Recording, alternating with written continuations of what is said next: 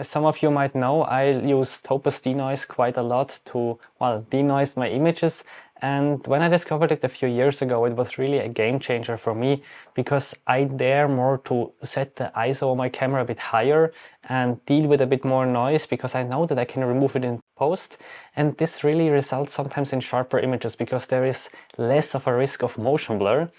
And I've shown denoise briefly before on this channel, but I got a request, especially on my German channel, to show a bit more in detail how my workflow looks like. Do I edit the raw picture or do I import it in Capture One or Lightroom first and then edit it from there on in denoise? So I want to cover this today and also go a bit in the different model algorithms that you have in Topaz DeNoise. So I hope you will enjoy this video, I hope it's useful, and let's start.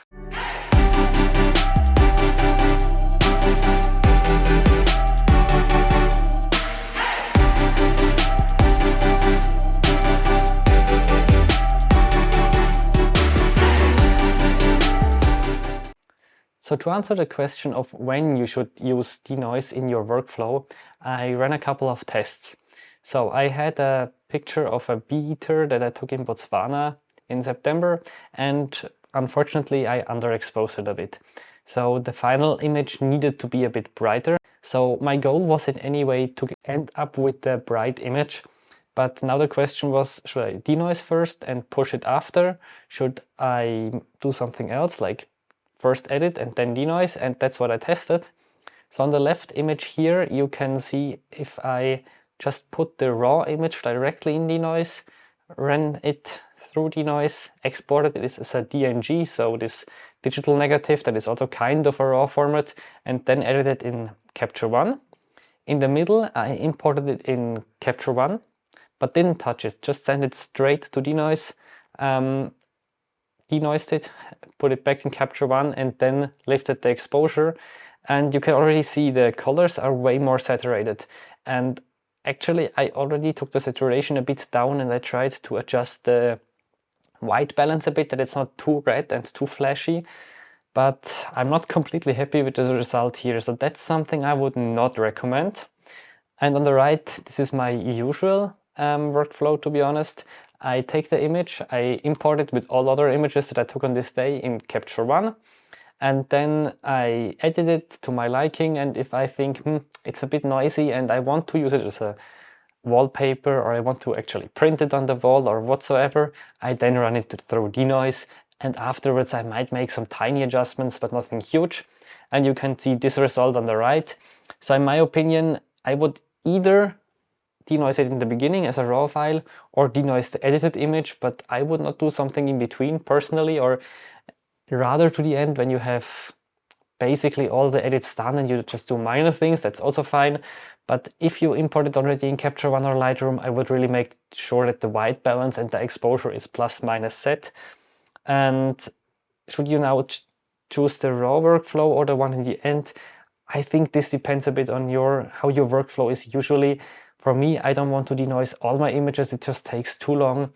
I prefer to just denoise it in the end again if needed. If I just want to post this on Instagram, I don't need denoise anyway, so I can just save myself the time.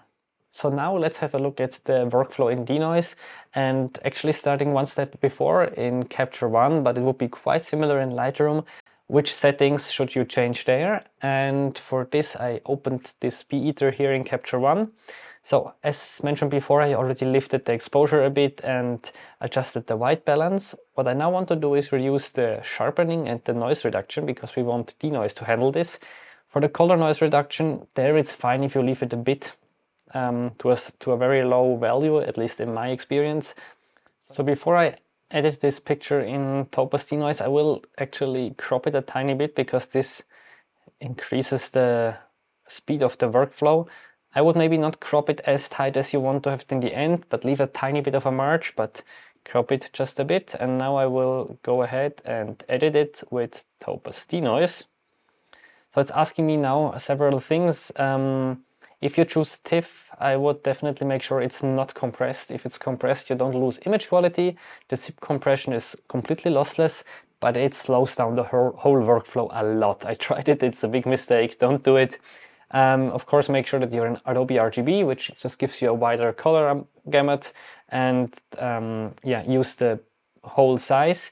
You could also opt for DNG here, but this only works if you have the picture not already cropped or something, because then it obviously doesn't work as a DNG, which is kind of a raw format. So I'm just going with TIFF here. And now it's opening DeNoise, which might take a second. Okay, and here we are in the cockpit of DeNoise. What I will do now is first change to 200% zoom, that you on YouTube can see it a bit better.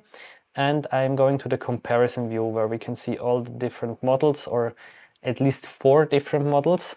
And you already see we have clear twice here, so I will replace one of them by standard. And looking at this, I have the feeling that actually clear is doing the best job here. Even though the sharpness is really on the higher end for my liking, I would not like it more sharp, but it's still okay. Severe noise is making it a bit too mushy, in my opinion, in the feathers area. And low light is also doing quite well. But I think here I will actually go with clear. It seems to preserve a lot of the details. The noise is quite well removed. I could still put this to high if I want, and it would be even clearer, but I think medium is just fine. So let's look at it a bit in the bigger size, just to make sure that we don't miss some artifacts somewhere else. But no, clear looks pretty good to me. So I will go ahead and save this image, and here I will go on save, overwrite, and return to filehouse, because I already made a copy as a TIFF, so it's fine to overwrite this image. As you have seen, I did not do any masking or something. I just applied the algorithm on the whole image. In my opinion, DeNoise is doing quite a good job here, so often I don't need to mask a lot. But as soon as this image is finished, we will go to a separate one where I saw some problems before if you apply to the whole image, and where I will do some masking. So this will still take 1 or 2 seconds to save. So let's go with the second one, which is this ibex here. And as you can see, I cropped it a bit just to make the whole workflow faster now. Otherwise, I didn't change much. I increased the exposure also a bit, but not too much. And this was shot at 10,000 ISO because I had a shutter speed from when it was still running. It stopped. I forgot to change it, so the ISO were a bit high. But I think this should be okay to save, to put to DeNoise. So here I will actually increase the color noise reduction a tiny bit, because I have the feeling otherwise it will be hard to recover this in DeNoise. It's at least my feeling. So just something like 20. And now I'm also editing this with DeNoise. So again, I try to zoom into the head, and you can see the algorithm is not doing so well. The clear, you see here still some like noise artifacts. So let's go to the overview and see which one is doing the best job. I try to also include the horns, because from my experience, this is an area where the algorithm is often struggling a bit. The overall low light is not too bad. It's a bit softer, the ibex, but it's okay. At least the noise in the background is good. So for clear here, I will increase the remove noise, and now it also looks very nice actually. It's hard to say which one I prefer. I have the feeling here in the clear, maybe the sharpening is a bit too aggressive, but otherwise it's quite nice. So what I will do now is go for the clear. I go back to the split view, and just in these areas where the sharpening is too extreme, so a bit around the tip of the ear, and maybe in the front here, I will reduce the sharpening a bit. And I do this by masking the image. So when I go to subtract here on the brush, it's automatically taking or masking the whole image. Now I choose a not too big size, and I go a bit down with the opacity, so that we still have some of the denoising, but not too much. And I just brush over the areas here more or less. I can also brush a second time to remove a bit more. And then I will toggle on the edge aware here just for the ear, because maybe you saw it before, the tip of the ear was, yeah, quite bad. So I will go over here also with a bit higher opacity, and hopefully it should like only deselect the ear and keep the background. And I might need to put the opacity even higher. Yeah, it's not too bad. I think I might put edge aware off now and go a bit more over the tip of the ear. This was too extreme. I put the opacity a bit down and try the same.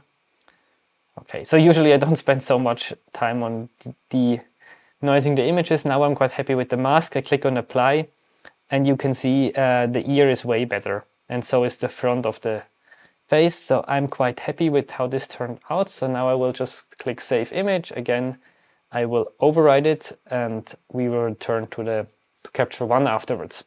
So I hope this short tutorial was helpful for you. If yes, please leave a like to the video. And if you want to buy DeNoise, I put an affiliate link down below, which means I will get a small provision if you buy it. But I strongly encourage you to try it. There's a 30-day free trial with no credit card required. Just I want to mention that there's also until the end of November, I think, quite a big sale going on at all the Topaz software, so not only DeNoise, but also Sharpen AI. So if you want to buy the product, I would suggest that maybe don't wait for too long. And let's see you in the next video. Bye.